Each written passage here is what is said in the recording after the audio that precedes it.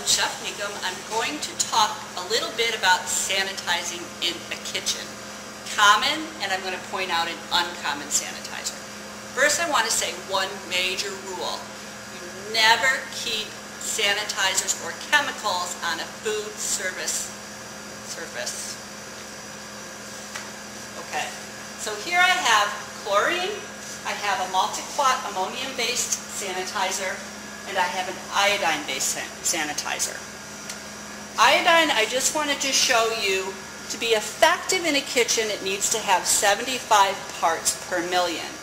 The major reason we do not use it in a kitchen is it's very expensive. But also, what does it typically do? It discolors. So we don't really like that, and it's kind of outdated. We love multi-quat sanitizer.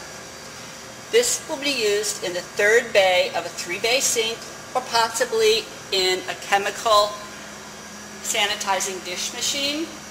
To be effective, a multi-quat sanitizer, you need to test it periodically. And if you look, you have your parts per million with your test papers. We need it to be a minimum of 200 parts per million. Ideally, the water in the rinse sanitizer should be room temperature or 65 to 75 degrees. The benefit for using this type of sanitizer is that it doesn't dissipate. It will stay the same all day long.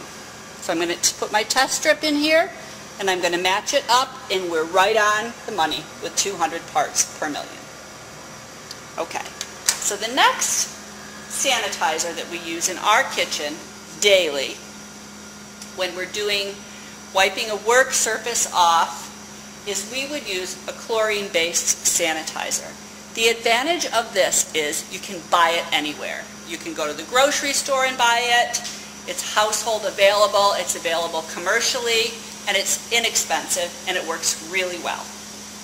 Okay, so we also have test strips for this. It needs to be 50 parts per million. You see this nice little purple. I'm going to dip our test strip in here. Make sure that it's 50 parts per million. The disadvantage is that chlorine will dissipate or evaporate into the air throughout the day. So you really want to keep an eye on this and change your chlorine water every 1 to 2.